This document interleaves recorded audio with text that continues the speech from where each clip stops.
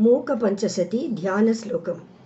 श्रीविद्ये परिपूर्णमेरुशिखरे बिन्दुत्रिकोणस्थिते वागीशयीशमहेशभूतशरणे मञ्चे शिवाकारके कामाक्षीं करुणारसार्णवमयीं कामेश्वराङ्के स्थितां कान्तां चिन्मयकामकोटिनिलयां श्रीसिद्धविद्यां भजे।